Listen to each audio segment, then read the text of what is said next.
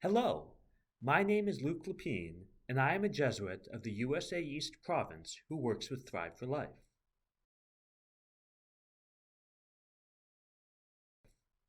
At the request of Father Zach Prisuti, I'm here to speak with you about the history of post-secondary education behind prison walls, in the US more generally, but in New York State specifically. We thought it might be helpful for you to have this information as, in 2023, Pell Grants will once again be made available to our incarcerated brothers and sisters, greatly expanding their access to educational resources both behind and beyond prison walls. Now, seeing as I do most of my ministry with Thrive in the Archdiocese of New York, I thought it appropriate to begin with a quote from Timothy Cardinal Dolan given in 2015 at the 12th commencement of the Barred Prison Initiative. Quote, "We have an opportunity and an obligation to use smart methods and advance innovative new programs that can improve public safety while reducing costs." End quote. What the Cardinal is speaking to there is the fact, demonstrated over countless studies, that education is the best tool that we have to reduce recidivism.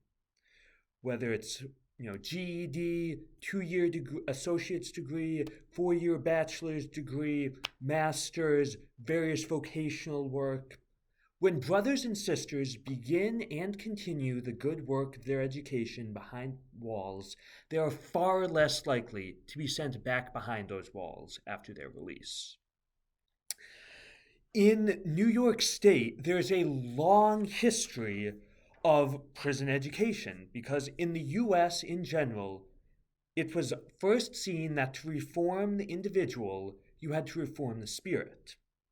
So many of the first schools that were available in the late 18th and early 19th centuries, mostly in Pennsylvania and Massachusetts, sought to reform people's spirits.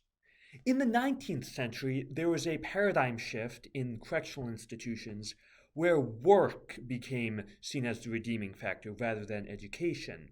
So prisons, who not coincidentally profited from this, put inmates to work rather than allowing them to study. However, within New York State, Elmira Prison, under the guidance of Zebulon Brockway, became known as the first prison with a formalized education program, going beyond the spiritual to offer classes relating to geography, language, what we would think of today as the liberal arts. And New York had one of the first official prison libraries. In the 1930s and 40s, there was a movement nationwide for correspondence courses to be offered behind the walls. And this led to, as the main barrier to higher education became economic, the development of the Basic Education Opportunity Grant, which was basically an early version of the Pell Grant given to individuals who otherwise would not be able to afford a higher education. 9.2 out of the initial $801.9 million went to incarcerated individuals. Senator Pell of Rhode Island fought to keep this program alive, resulting in it being named after him. However, in 1995, the crime bill barred inmates from receiving Pell Grant assistance. As a result, by 2012, the post-secondary education system in New York State was in shambles.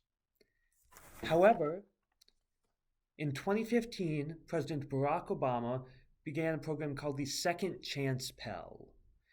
And as the studies showed that yet again, going into receiving an education while behind the walls would lessen your chances of recidivism, in 2023, over 463,000 incarcerated brothers and sisters will once again be eligible for Pell Grants.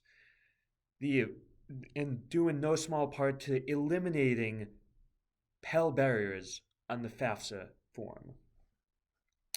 Within New York State, there are now 53 prisons, and almost half of those, 25 of them, have some form of program. Now, there are 15 college programs run by 30 institutions of higher learning spread out over those 25 prisons. And so, as we continue here at Thrive for Life and at Ignacio House to support our brothers and sisters who choose to continue that good work of receiving their college education, we ask for your continued support and prayers. Thank you.